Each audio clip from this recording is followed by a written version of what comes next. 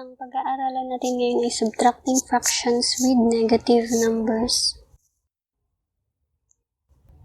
Bago natin sagutan yung number 1, discuss ko muna yung mga method na gagamitin natin para masagot na natin yung lesson na to. Yung una natin gagamitin na yung butterfly method in subtracting fractions. Dapat marunong na kayo nito. Tapos yung rules in subtracting integers. Then yung rules in multiplying or dividing integers. Itong method lang na to yung gagamitin natin para masagutan natin yung lesson na to. Okay, number 1. 9 over 5 minus negative 1 over 3 equals, gamitin natin yung butterfly method in subtracting fractions. 5 times 3, 15. 9 times 3, 27, minus sign, negative 1 times 5, negative 5. Base dun sa rule number 2 in multiplying integers. Multiplying integers with different sign equals negative. Kaya naging negative 1 times 5, negative 5. Equals 27 minus negative 5. Subtracting integers, kapag nagkaroon na ng negative sign, gagawin natin ay 27 minus, gagawin natin plus, tapos yung papalitan natin yung sign ng subtrahend, negative 5, magiging positive 5 over 15 equals 27 plus 5, 32. 32 over 15. Ito na yung magiging sagot.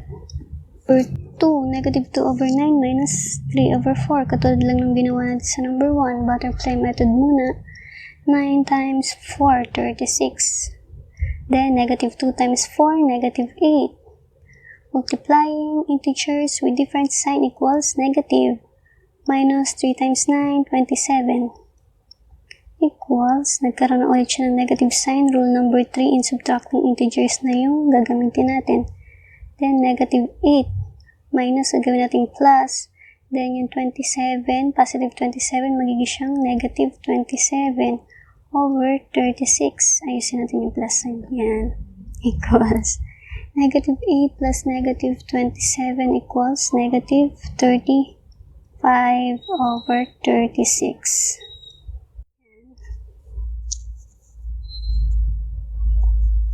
Number 3.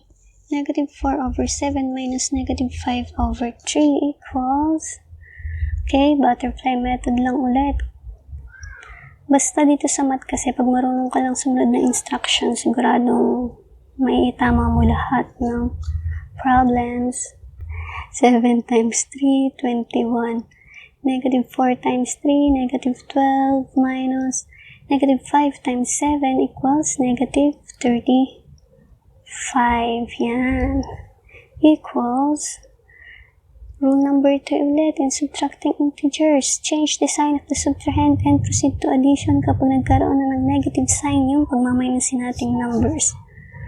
Okay, kopyahin muna natin yung minuend, minus magiging plus, then yung negative 35 magiging positive 35 over 21.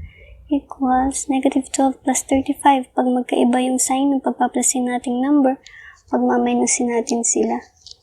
Kaya 35 minus 12 equals 13.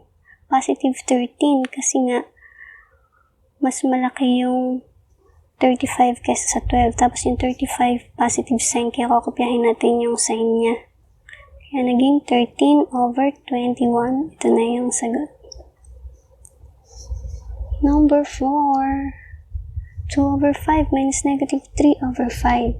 Yan, kapag naman magkatulad na yung denominator ng fraction na pagmamainasin natin, hindi na natin kailangang gamitin yung butterfly method. Diretso na tayong kopyahin natin yung denominator na 5. Then, pagmainasin lang natin yung numerator, 2 minus negative 3 equals, change the sign of the subtrahend and proceed to addition. 2 minus magiging plus.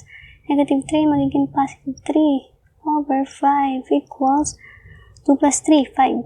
5 divide 5 equals 1. Ito, 1 na yung sagot.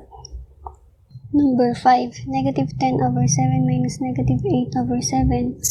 Gawin lang natin yung ginawa natin sa number 4. Hindi na natin kailangan gamitin yung butterfly method. Equals, kopyahin lang natin yung denominator na 7, tapos diretso na tayo sa Negative 10 minus itong isang negative 8. Yan. Tapos gamitin natin yung third rule in subtracting integers. Change the sign of the subtrahend and proceed to addition kapag nagkaroon na ng negative sign yung pagmamayinusin nating number. Kaya magiging siyang negative 10 minus magiging plus negative 8, magiging siyang positive 8 over 7 equals negative 10 plus 8, negative 2 over 7. Number 6, negative 13 over 2 minus negative 15 over 2 minus negative 17 over 2. Ano lang ulit, para sila ng denominator, kopyahin lang natin yung denominator nila. Then, diretso na tayo sa minus negative 13 minus negative 15 minus negative 17 equals, kopyahin lang natin itong negative 13. Then, itong mga kasunod na number, gagawin natin minus, gagawin natin siyang plus. Negative 15 magiging positive 15, minus magiging plus, then magbabago yung sign ng kasunod na number, negative magiging positive 17 over 2 equals, solve na natin, negative 13 plus 15, positive 2 plus 17 equals 19 over 2. Ito na yung sagot. Number 7, 18 over 2 minus 15 over 3 minus negative 8 over 4. Una natin gagawin na i-simplify muna natin tong fractions. Equals 18 divide 2 equals 9 minus 15 divide 3 equals 5 minus negative 8 divided by 4 equals negative 2. Yan. Equals 9 minus 5, 4, minus negative 2. Tapos gamitin natin yung third rule in subtracting integers. Minus magiging plus, then yung sign ng subtrahend, negative, magiging lang siyang positive, equals 4 plus 2 equals 6. Ito na yung magiging sagot. Sana may natutunan kayo dito sa subtracting fractions with negative numbers.